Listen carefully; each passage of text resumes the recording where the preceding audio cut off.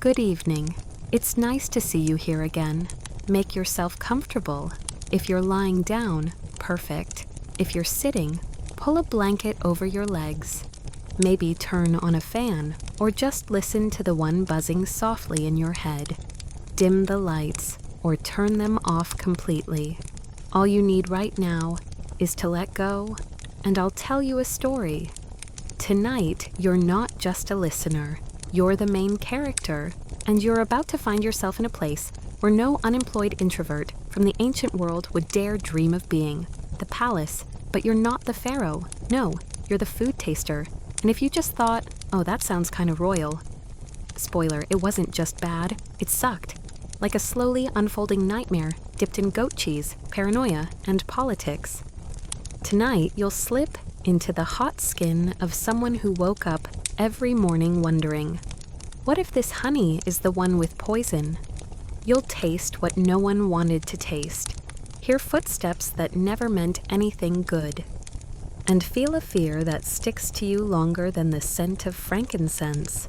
But don't worry, it'll be slow, rhythmic, soothing, like the rattle of a cart over cobblestones, just in slow motion.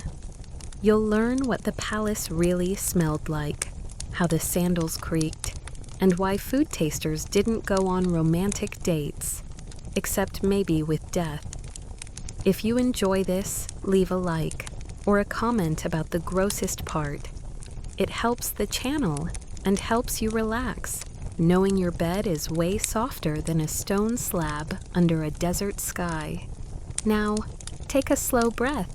Imagine you open your eyes. Picture this, a veil of heat, a golden dawn over the Nile Valley. The air is thick like mulled wine, and overhead, low wooden beams brushed with sweet-smelling incense. You wake up in a room with no windows. No, not a dungeon. You're not a prisoner. Just the Pharaoh's official food taster. And you're not allowed to look outside until someone higher up says it's okay. The first thing you feel is the smell. Frankincense, cedarwood, and something off. Maybe it's the scent of last night's ritual milk offering. Maybe it's just fear. Yours. You sit up. The straw mat beneath you is stiff, like an old museum rug a cleaner gave up on. Sweat clings to your back, already mixing with the rising heat, like syrup in bitter tea. The room is quiet, except for the pounding in your ears. It ticks out 3 words: taste, hope, survive. You know the palace kitchens are already alive behind the walls. They always wake before you do. The cooks are whispering, lifting domed platters with the reverence of priests. And every single one of those dishes, before they even get near Pharaoh's lips, must pass through yours, or your gut, or your fate. Depends. Your tunic's crumpled at your feet. You throw it on by touch. The linen is rough, like fine-grained sandpaper, cold too. And of course, it smells like food. Because you haven't changed it in 3 days, a week? You stopped counting. You stand up. The woven mat sticks slightly to your heels, like it's trying to hold you down. Don't walk, don't taste, don't die today. But you walk anyway. You move down the frescoed hallway. Painted gods, eternal life, luxurious offerings, divine favor, all staring at you from the walls.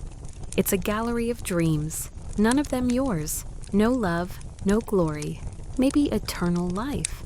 If you're too good at your job, a guard stands nearby. He doesn't look at you. No one ever does. You're the shadow behind the throne, the filter between Pharaoh and poison. While you breathe, he sleeps well. Convenient, isn't it?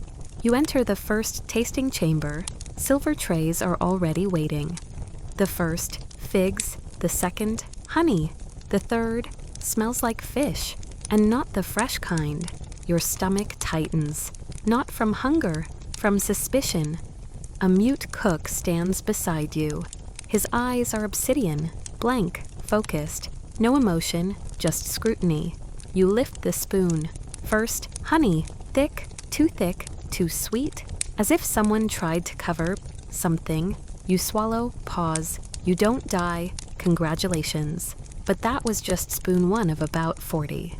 You continue, hands trembling a bit, heart rattling like grain in a clay jar. Somewhere far off, the priests begin chanting. Their prayers sound like wind in palm trees. You don't know if they're praying for Pharaoh or for you. You taste more: warm meat, stewed barley, something grape-based and suspiciously mushy. Every bite, a microscopic death, and a tiny victory. This is your job. Tell me, isn't it strange to live, just to see if you'll keep living? The cook stares, nods once. Today's dishes are cleared. You're dismissed until the next round, or the next betrayal, or the day the poison has no smell, no flavor, just results. You return to your room, not to rest, to digest. Food, fear, and the thought that someone, somewhere, is already lining up your replacement. Because nothing in this world is cheaper than a new food taster. You lie back. The ceiling is there again, low, oppressive, like a tomb. And now begins. Picture this. The sun climbs higher. The palace walls start sweating before you do. Heat seeps through limestone like guilt through a guilty man. Your body feels sticky, even in shade. You haven't had water yet, but you're already sweating it out. And this is just the beginning. The phrase royal palace might sound like marble, breeze, silk, but for you, it's something closer to a clay oven with mood swings. You're trapped between luxury and punishment, between the scent of crushed lotus blossoms and the smell of your own panic. Your chamber, let's be honest, it's a glorified box. 4 walls, no window, no fan. Privacy, none. Comfort, hope, a little. But mostly, it's a stone cell with divine branding. Because technically, you live in the palace. Technically. In reality, your bed is a mat woven from reeds that crackle if you breathe wrong. Your blanket? Linen, patched like a politician's story. Every night, it slides off you like it's trying to escape. Every morning, you pull it back like a shameful secret. The ceiling above you is low, oppressively low. Painted blue with stars, sure, but that doesn't stop it from radiating heat. You can almost hear the beams groan. Another day, another slow roast. The smell in the room is a mix of oil, your sweat, and the faint memory of someone else's fear. You once tried opening the reed door for some air.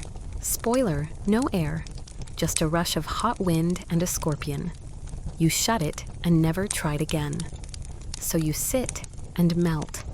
You'd think a royal building would have some kind of cooling system.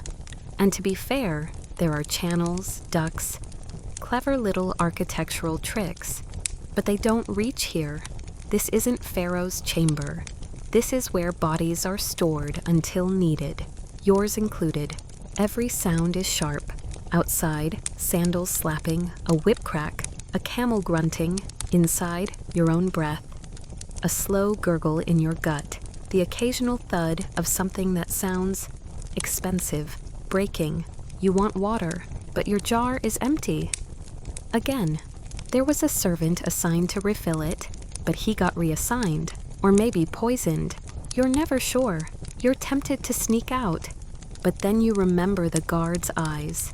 The rule: no stepping beyond the threshold without permission. You are not a person. You are a function. A disposable spoon with a heartbeat. And besides, stepping into sunlight now would feel like walking into a frying pan, wearing nothing but your fear. You tried it once. Your sandals stuck to the stone. The soles of your feet remembered the lesson for weeks. Bugs. Yes, we have those too. Tiny ants that travel in perfect lines across the wall, as if writing your fate in braille. Mosquitoes that hum just loud enough to make you question your sanity. Once you even found a centipede in your food tasting tray. No one cared. More protein, someone joked. You didn't laugh. And don't get me started on rats, bold ones. They look you in the eye, like they know your rank, like they're waiting their turn. It's the kind of place that teaches you to be still, not from peace, but from strategy.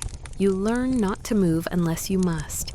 Every movement costs energy. Every breath costs moisture. Every thought, it costs courage. And yours is running low. But then comes the bell, low, hollow, metal on metal. It means food, or death, or both. You stand, brush crumbs off your tunic. Crumbs of what? Who knows? Dust, maybe, or dried out bread from yesterday's leftovers. The hallway is brighter now. The light bounces off polished walls, and you have to squint. You pass a servant carrying a tray stacked with meat and dates. You inhale spices, onion, garlic, cumin. You feel something, not hunger, just tension. That meat might be your next assignment, and again you think, why do I keep doing this? Simple. Because if you ever refuse to taste something, you'll never eat again. The palace doesn't reward defiance, it recycles it into fertilizer, so you walk. Past gold-plated statues and priceless murals. Past the guards who never blink. Past the gods carved into every column, staring down like disappointed parents. Until you reach the outer courtyard. This is where it gets tricky. The sun here isn't just hot, it's angry. Like a god you forgot to worship properly.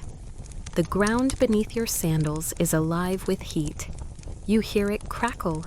There's a scent in the air, burnt oil, fermented sweat, crushed dates underfoot. Your throat tightens, and still you smile, because dignity is part of the job, even if your stomach is boiling. You see a man leaning against a pillar, dark skin glistening, eyes shaded under linen. He's another taster, older, missing a few teeth. His hands tremble slightly. You nod at him. He nods back. No words. He once told you a story about a colleague who misjudged a stew and died mid-bite. No one paused the feast. Timing, the old taster said, is everything. You remember that now. The smell of roasted goose fills the air, and somewhere very close, incense burns, myrrh, you think, or something close. The kind of smell that tries to hide blood. Someone calls your name, and just like that, you're summoned again. And so begins. Picture this. You're escorted into a narrow vestibule with high ceilings and low dignity. The walls are cool to the touch, finally, but you're not here to admire the stonework. You're here to get clean, get fed, and get dressed, just enough to die properly, if needed. This is the morning routine, only it's not your routine. It belongs to the system. You're just the vessel. First comes cleansing. A servant waits with a clay bowl of water. It's tepid, like bathwater long after the fire's gone out. He pours a thin stream over your hands. You rub them together. The dust comes off in slow gray ribbons. The scent, wet earth, and your own nervous sweat. There's no soap, only natron, a chalky mineral powder used by embalmers and food tasters alike. The irony isn't lost on you. You scrub your fingers, your wrists, your neck. The powder stings your eyes, clings under your nails. Clean enough to touch the Pharaoh's lunch, dirty enough to die in it. Next comes the teeth. Spoiler, no minty foam, no whitening strips. You chew a twig, frayed at the end, soaked in salt and maybe ashes. You're not sure anymore. The twig scratches at plaque like a cat with a grudge. Your gums sting, one bleeds, you taste copper. That's fine, as long as it's not from the food. You rinse your mouth once, quickly. Water's too precious to waste on vanity. And let's be honest, you're not kissing anyone today. Now, breakfast, or what passes for it. You sit cross-legged on a woven mat. In front of you, a plate. Coarse barley bread, a few olives, dried dates, and a smear of goat cheese, the consistency of wet plaster. The bread is hard enough to be a weapon. You soften it by dipping it in watered-down beer. It doesn't help. You chew slowly, not from etiquette, from strategy. Fast bites can choke you. Slow bites let your body think you're eating more than you are. The goat cheese tastes suspicious. You sniff it twice, then take the smallest dab. It's sour and warm. You try not to think about how long it's been unrefrigerated, because, spoiler, there's no such thing as refrigeration. You eat anyway. There's no other option. And you're not stupid enough to try asking for better. A servant brings your clothing. It's nearly identical to yesterday's. And the day before. A cleanish linen tunic, off-white, stitched at the sides with something that looks vaguely red. You don't ask what the stain is. Some things are better left as mysteries. You pull it over your head. It clings at first, damp from the heat, but you shake it loose. A woven sash cinches your waist. You have no shoes today. They were taken for inspection. That was 3 days ago. No sandals, just calloused feet and dusty floors. You feel the stone beneath you, cool at first, then warm, then hotter. Like every surface in this palace, the floor has moods. And yours isn't improving. You glance at your reflection in a polished bronze mirror. A tired face, eyes a little sunken, lips cracked, stomach tense. You look like someone who knows the taste of 20 poisons. Because you do. Someone nearby coughs, harsh, wet, too close. You flinch, not from fear of illness, but from protocol. A cough can mean exile, or silence, or a new taster needed by morning. You hear the bell again. This one's sharper, urgent. It means Pharaoh is awake. Time to move. You pass through the courtyard again, this time slower, more deliberate. You feel the eyes of the statues follow you.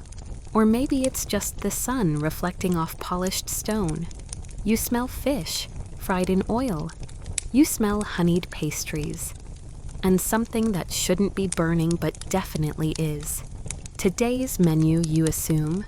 You take the long route to the main hall, not because you're stalling, okay, maybe a little, but because the direct path runs past the lion cages. And even though they're sacred, you don't trust anything with a mane and an appetite. You arrive at the staging area, silver trays, ceramic bowls, jars sealed with wax. Someone's already uncorked the wine. You smell fermented pomegranate and something sharp underneath. Vinegar, poison, age. Does it matter?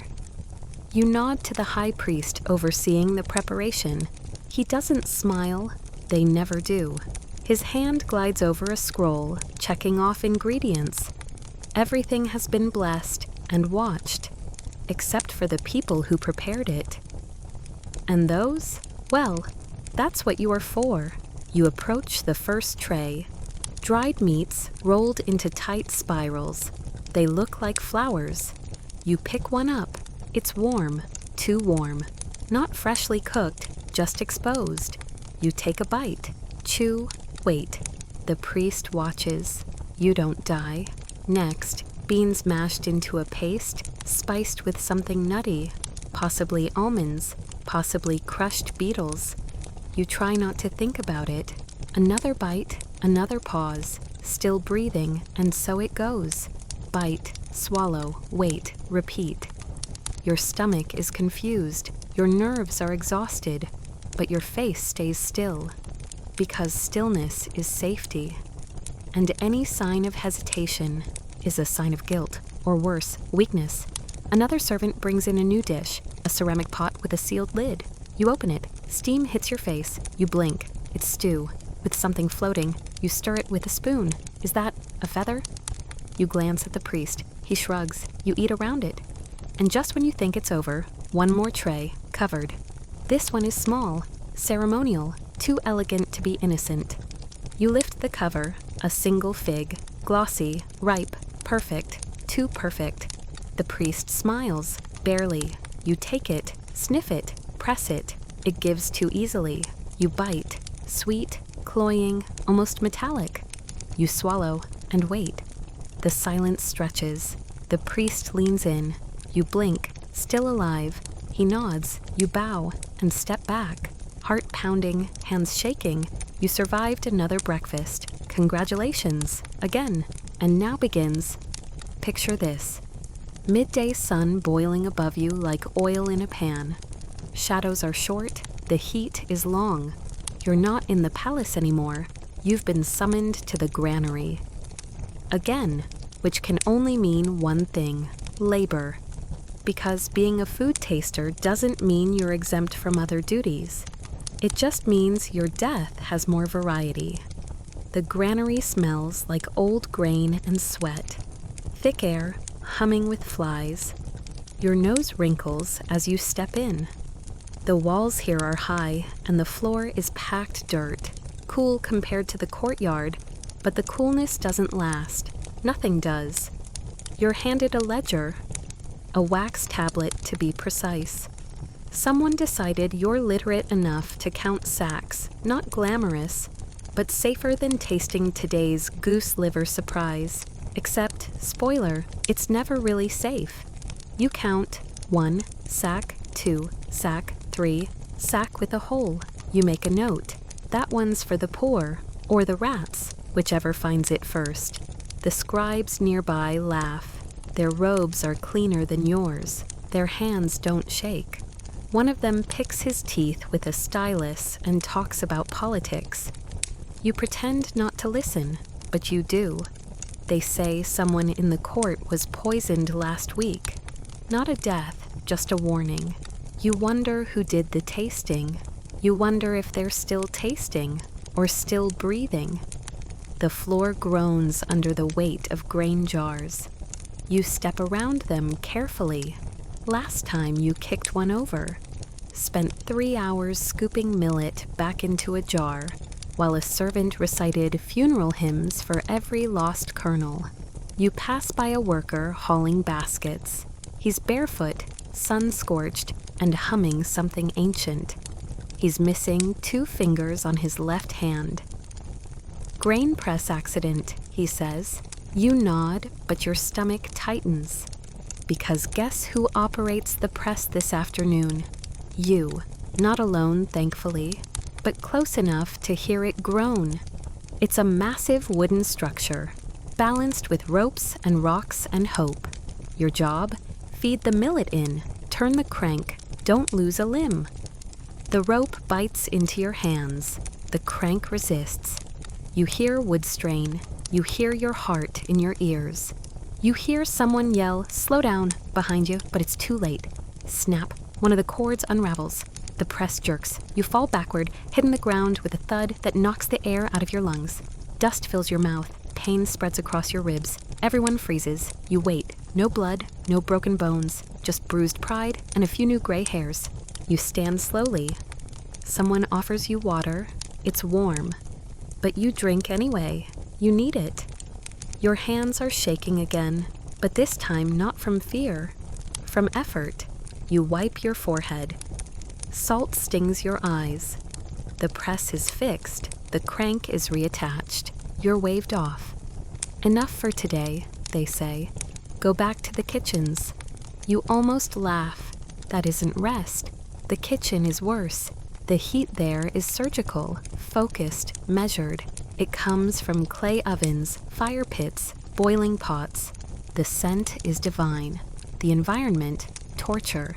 You're greeted by the same mute cook from earlier. He points at a bowl. You nod. That's the sign. Back to business. You test 6 sauces in a row. One burns your tongue. The next is sour. One tastes like regret. All pass. You pass. Barely. Then you chop vegetables. Slowly.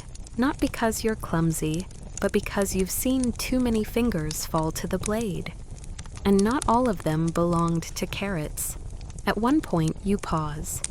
Wipe your knife on your tunic. You look up and lock eyes with a boy no older than 12. Another taster, new. His hands are clean. His eyes aren't. He doesn't blink when he sees you taste a sauce and flinch. He just watches, learning. You wonder how long he'll last. Because this isn't just a job, it's a countdown. By the time you're finished in the kitchen, your clothes are soaked, your skin itches. Your throat feels like you've swallowed sand. But there's one more stop. The garden. That sounds nice, doesn't it? Except it's not for rest. It's for picking herbs. Fresh dill, garlic, mint. Stuff that can hide a multitude of sins, including certain bitter powders that shouldn't be in food. You kneel, pull leaves, smell them. Try to remember what each one does. What it shouldn't smell like. Because sometimes the poison comes in through the garnish. You find a sprig that looks wrong. You hand it to a scribe. He raises an eyebrow, sniffs it. It's fine, he says. You don't believe him. You walk away anyway. Because challenging him would mean challenging the kitchen. And challenging the kitchen means disappearing, quietly, overnight. As the sun begins to tilt westward, you return to your quarters. Shoulders sore, stomach tight, mouth dry, hands still trembling. You survived another shift. You tasted, you cranked, you bled a little, all for the chance to wake up tomorrow and do it all again. Because in the palace, work is survival, but survival is work. And now begins. Picture this. The sky turns amber, and the sounds of the palace shift from commands to conversation. The clatter of trays is replaced by flute melodies. You can smell roasted lamb. Somewhere, laughter bounces off stone walls like a coin spun on marble. It's the social hour, or more accurately, the hour when people pretend to be human again, right before remembering they're all pieces in a dangerous game. You move through the outer courtyard with a careful step. You're not here to eat or talk. You're here to show your face. The taster has to be visible, alive, present, preferably not foaming at the mouth. That way everyone knows the Pharaoh's supper might be safe tonight. Your presence is both comfort and warning. You pass clusters of servants, merchants, and visiting diplomats, wrapped in linen that looks far too clean for the work they claim to do. They sip palm wine and speak in circles. Half the words are flattery, the other half, threats in disguise.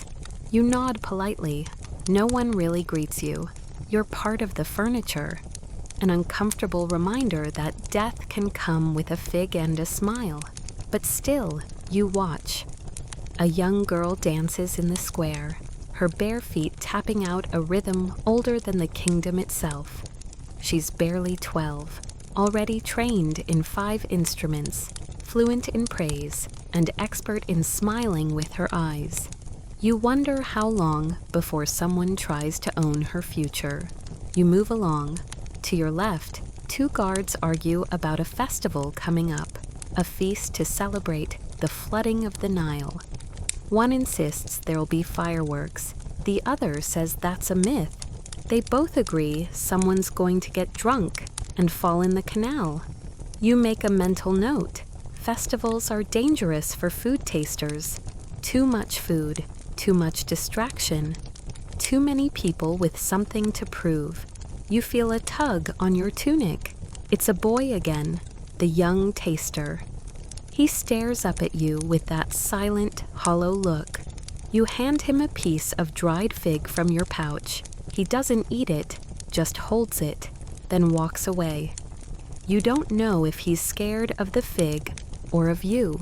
You head toward the market zone, a temporary space within the palace walls where vendors are allowed during festival prep. Everything smells like hope. Incense, fried dough, citrus peel, dust, so much dust. There's a spice seller from Aswan. He waves you over, tries to sell you saffron. You smile.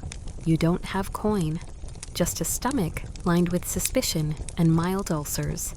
He offers a sample anyway. You decline. Your throat still remembers last week's cumin incident. Behind him, a baker sets out lotus bread in careful rows. Golden, slightly sweet, shaped like the flower it's named after. He winks. You nod. No words. He knows who you are. He once told you, "My bread is never poisoned. It's too expensive." You believed him, mostly. Back in the courtyard, the music grows louder. Drums now, fast, rhythmic.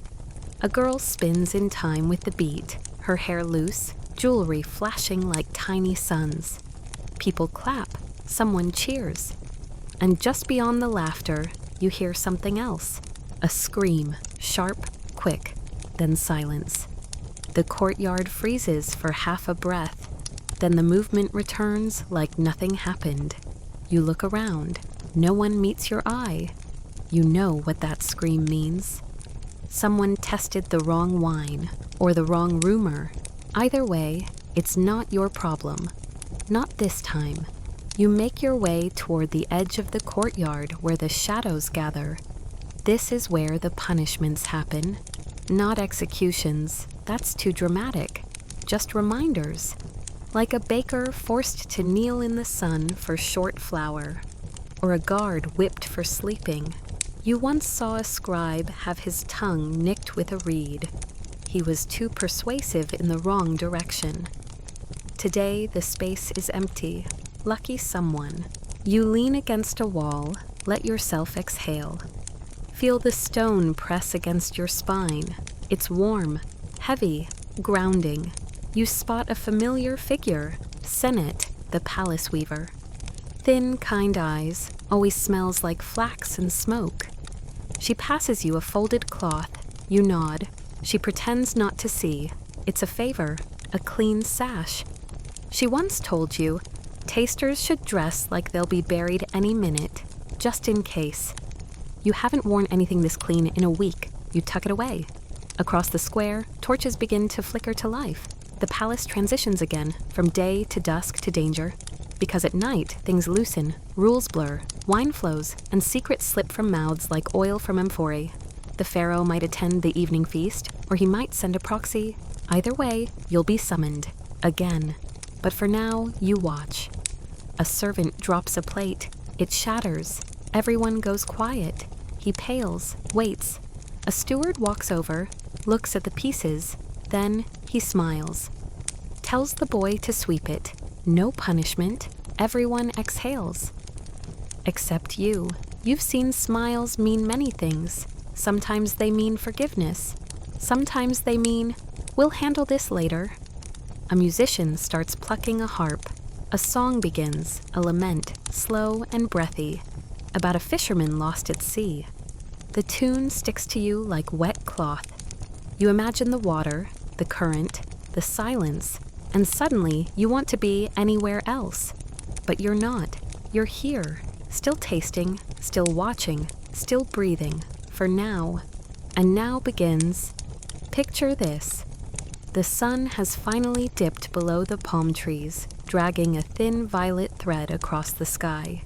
Evening in the palace doesn't bring peace. It brings a different kind of pressure. The heat lifts a little, yes, but in its place comes a rising tension, like smoke curling in a sealed room. This is when whispers sharpen. This is when masks come off, just enough to bite. You're back in your chamber, staring at the ceiling. Your ribs ache, your mouth is dry, and your stomach still twitches from the fig you had at lunch. You don't know if it was bad, or if your nerves are just inventing symptoms again. Congratulations. You've officially become your own worst diagnosis. You sit up slowly. The light from the hallway flickers like a lazy candle. A servant enters without knocking. She carries a cloth-wrapped bundle, fresh garments, faintly scented with something sharp. Maybe cedar, maybe camphor. Evening feast, she says, not meeting your eyes. You nod. No point arguing. You dress again. Another linen tunic, this one darker, more formal. The fabric is stiff at the seams, probably starched with glue made from boiled animal bones. It smells like pride and mild decay. You wash your face with a splash of water from a bowl that looks recently borrowed from a cat. And then, the sandals. Yes, they've returned. No explanation. Just placed neatly beside your mat. You slide your feet in. The leather creaks. One strap digs into your heel. You make a note to ignore it. Discomfort is better than barefoot diplomacy. You head out. The corridor is quieter now. Even the guards speak in low tones. The torches on the walls hiss as if trying to warn you. Go back. But your feet keep moving. You pass the shrine room. Inside, a priest hums while smearing paste onto a statue's lips. It's part of the opening of the mouth ritual, used on the dead, or in this case, the very rich. He looks up at you, just for a second, then continues, smearing, humming. You walk faster. At the entrance to the feast chamber, you stop. You inhale, slowly, count to 4. Because this is where the real poison lives. Not in the food, in the glances, in the quiet jokes, in the silences that last just a little too long. You enter. Gold glimmers on every surface. Low tables are laid with grapes, goose, pomegranate seeds, flatbreads glistening with oil. The scent is overwhelming. Cinnamon, roast meat, lotus, wine. So much wine. You stand by the wall, waiting, watching. There's laughter, controlled, curated. The kind that gets louder if the Pharaoh smiles and dies instantly if he does not. Except tonight, he's not here. Instead, it's his cousin, Lord Neferka. A man with too many rings and not enough patience. You've tasted his food before, you still have the rash. A scribe gestures to you. You walk to the side table where the dishes await. Each is covered, arranged like treasure, or traps. First, duck and coriander sauce. You taste. It's bitter. Too bitter. You pause. The cook glares at you. The priest arches a brow. You smile and nod. Strong flavor, you say. Crisis averted. Next, figs stuffed with cheese and pine nuts. Rich, sweet, sticky. You chew slowly. Nothing suspicious. Nothing deadly. Yet. The music plays on. Flute, drum, harp. Background noise for dangerous conversations. You catch snatches. New grain taxes. His wife's brother. Sick again? That's the 3rd time. Someone mentions a name, quietly. Yours. You pretend not to hear, but your ears burn.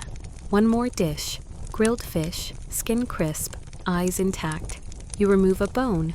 Taste. Salt, lemon. No tingle on the tongue. Good sign. A servant takes the plate and places it before Neferka. You watch him chew. He swallows. He smiles. You relax, one muscle at a time. You're allowed to stand aside now, behind a column, out of sight, but never out of danger. And that's when you hear it. A cough. Not a normal cough. A wet, choking one. Heads turn. The room freezes. A goblet clatters to the floor. But it's not Neferka. It's the flute player. He drops to his knees, grabbing at his throat. His eyes wide, panicked. Servants rush in. A priest begins a chant. Someone cries out, "The wine! It was the wine!" Your heart stops, then races. You didn't taste the wine. You weren't told to. Why? And now it's chaos. Cups knocked over. A noblewoman screaming. Guards dragging the flutist away, still twitching. Wine pooling on the stone floor like blood. Someone yells, "Find the taster!" Suddenly, all eyes are on you. But a scribe steps forward, raises his hand. The wine came from a separate barrel, brought in late, no testing required, special batch. He says it calmly, clearly, loud enough to carry. You exhale, for now. The crowd calms. The feast resumes, quieter, edgier, like a snake curling back into the grass. You remain by the wall, unmoving, uninvited, untouched. After an hour, you're dismissed. You bow, walk backward. Don't turn your back too quickly. Don't rush. Don't look smug. You make it out alive, again. But as you walk through the darkened corridor, you realize something. That flute player. You knew him. He once offered you part of his dinner when you had nothing, a gesture, a kindness, and now he's gone. Not buried, not burned, just erased. And all you can do is keep walking, because grief is a luxury, and you can't afford it. And now begins. Picture this. The palace has gone quiet, not peaceful, just still.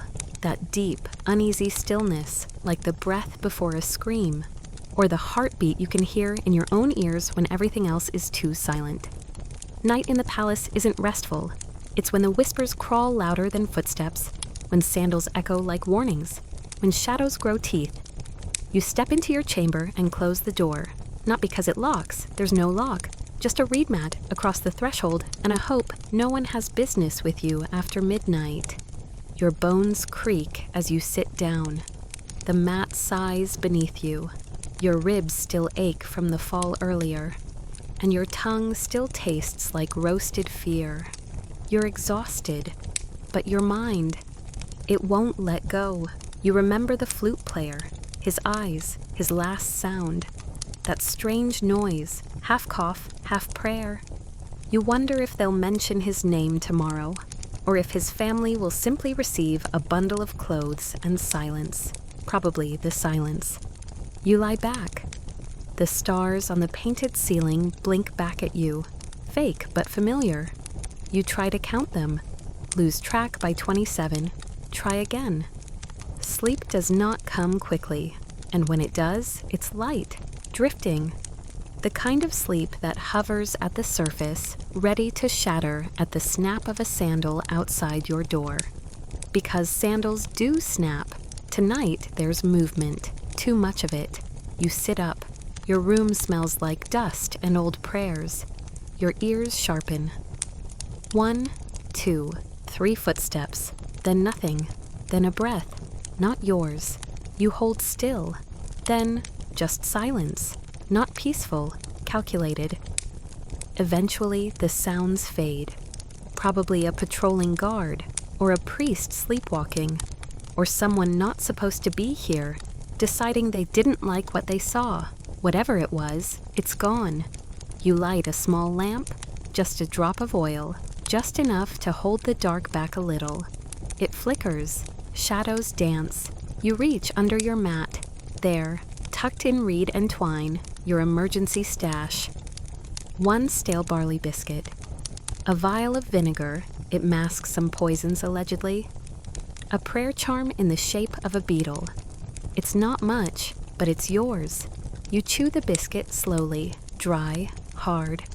Feels like eating sand. Still, it's food you chose. That's rare. You sip the vinegar, your throat burns. And then, in the low light, you stare at the charm.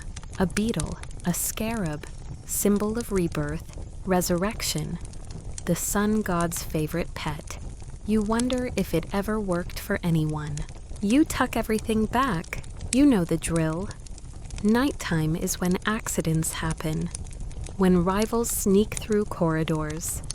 When food testers fall into vats or misstep near lion enclosures. So before you lie back down, you check everything. The mat, untouched. The water bowl, not cloudy. The air, still. Then, the final step. You slide the basin of water across your door. If someone opens it in the night, the splash will wake you. It's not brilliant, but it's saved you twice already. You lie back again, breathe, think. You remember something the old taster once said before he disappeared. The real poison isn't in the food, it's in the silence that follows. And tonight, the silence is thick, but eventually your body gives in. Gravity takes over. Your limbs go heavy. Your mind detaches piece by piece. Still, even as you drift, some part of you stays half awake. Listening, always listening. Because even now, even in sleep, you are still tasting, still testing, still surviving. And now begins, picture this, the palace at its darkest. The stars outside, real ones now, flicker like dying embers above the desert. The moon hangs low, swollen and heavy, casting a dull silver over the stone courtyards. Even the gods seem asleep. but you're awake, half dreaming, half sweating, listening for anything out of place. Because the night is never empty, it's just waiting. And tonight, it waits loudly, a soft creak, the shuffle of someone walking without trying to, the occasional whisper too low to catch. Somewhere, water drips, drips, drips. Every sound repeats louder in your skull. You shift on your mat. You didn't sleep much. You rarely do. But tonight, even your dreams had edges. You saw trays with no hands, goblets with teeth, a fig split down the middle, revealing an eye. You wake up fully. The lamp has gone out. The oil is spent. You fumble in the dark. Your fingers find the bowl at the door, still full. No one came in. That's good, unless they never needed to. You breathe, sit up, listen again. Silence, real silence this time. And then, slowly, dawn begins to stain the ceiling above you. A faint glow, like honey slipping through cotton. Birds haven't begun their chorus yet, but the world is stirring, which means you must too.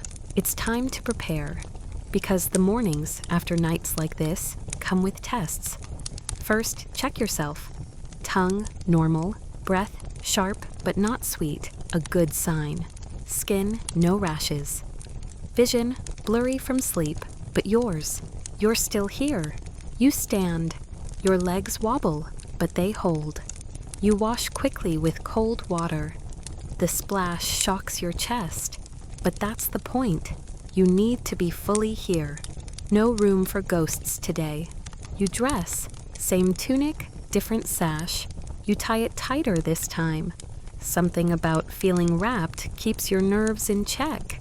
Then, the charm, the beetle. You tuck it into your waist next to your skin. A whisper to yourself, let me taste and walk. You step outside. The hallway smells like last night. Wine, smoke, fear. A servant passes you without eye contact. Another sweeps the floor in a near silence. The world is being erased and reset before Pharaoh opens his eyes. You pass the kitchens, already hot, already loud. You hear a pot clang, a man curse. A bird screech from its cage. You are waved in. There's a new cook today. He doesn't nod, doesn't speak. Just gestures at the trays. One by one, familiar steps. Bite. Swallow. Wait. Boiled eggs. Gritty. Possibly overcooked. Honeyed bread. Too sweet. Makes your teeth ache. Fish stew. Spicy. Too spicy. You wait. Still here. Then something new. A paste of lentils and something bitter. You sniff. Hesitate. Taste. It burns. You cough. Eyes on you. Too much mustard, the assistant says. You nod and cough again. But you breathe. It's fine. Fine enough. By mid-morning, you're in the gardens. The breeze is rare, precious. You stand near the water basin. Watch the fish swim under lotus leaves. You spot Sennet, the weaver, walking slowly with a bundle of thread. You nod. She smiles softly. Life continues, even here. A guard approaches, says your name. You turn. Pharaoh wants you. The air in your lungs stops. He never asks directly. You follow. Through the sun-drenched courtyard, past giant pillars carved with gods, too busy to intervene. Inside, the throne room. It's cool, quiet. Pharaoh reclines, half wrapped in silk, eyes heavy-lidded. He looks at you as if trying to remember where he's seen your face, as if you're not the one who's tasted his breakfast for 3 years. A high priest speaks instead. Today's offering is sacred. It must be perfect. You nod, swallow. A servant brings a tray, covered. The priest lifts the lid. One pomegranate, cut in half. Seeds glistening like rubies. Symbol of life, of death, of the gods who gave and took, and sometimes forgot to label which was which. You are handed a spoon. The fruit is ripe, sweet-smelling. You lift one seed, press it between your fingers. Then eat. The flavor is deep, rich, tastes like the Nile during flood season, thick and slightly metallic. You wait. 10 seconds? 20? Nothing. You nod. The priest nods. The Pharaoh, bored, waves a hand. The tray is carried away. And you're free. For now. As you walk back through the columns, you realize you've made it through another full cycle. Another day, another night. Another death that didn't choose you. You smile, briefly, then let it fade, because tomorrow it starts again, and now begins. And now we come to the end. The palace sleeps again. Somewhere, deep in the stone corridors, a torch gutters. A fig drops from a tray in the kitchen. A rat, bold as a royal cousin, scurries across the floor, triumphant. And you're still here. After heat, after poison, after days that cracked your skin and nights that gnawed at your sleep, you're still standing, still tasting, still pretending that each meal might not be your last. And that, in its own strange way, is victory. See, to be a food taster in Pharaoh's court wasn't about bravery. It wasn't about loyalty. It wasn't even about skill. It was about endurance, about slipping beneath notice, about staying just useful enough to keep breathing, but never important enough to be missed. You lived in a world where every bite was a gamble, every glance a measure, every silence a message. And yet you persisted. Through meals that tasted of dust and dread, through punishments disguised as protocol, through ceremonies soaked in incense and pretense, you made it, even when your body ached, even when the fig looked just a little too perfect, even when you knew no one would remember your name, because your job wasn't to be remembered. It was to disappear gracefully into the machinery of empire. And yet, you did remember. You remembered the boy with clean hands, the old taster who whispered warnings, the flute player who smiled too easily, the weaver who slipped you a sash and called it luck, the cook who didn't speak but always made the stew just right. You remember them all, and that's how you stay human, not by what you taste, but by what you hold on to in between. Now, outside the palace, the first birds begin their rustle song. The Nile shifts its long body. A breeze stirs the reeds. Somewhere, a woman wakes before dawn to grind barley. Somewhere else, a man coughs quietly into a cloth and doesn't tell anyone. Life, in all its raw stubbornness, goes on. And you're still part of it. You survived. Maybe tomorrow you won't. But tonight you did. And tonight, that's enough. So let it go now. The heat, the noise, the silver trays and bitter tastes. Let the palace recede into shadows. Let the golden halls fade into the distance. Let the tension in your chest unspool like thread from a spindle. Breathe. You're safe. You're still here. And tomorrow, the story will begin again. But tonight, sleep. You've earned it. Good night.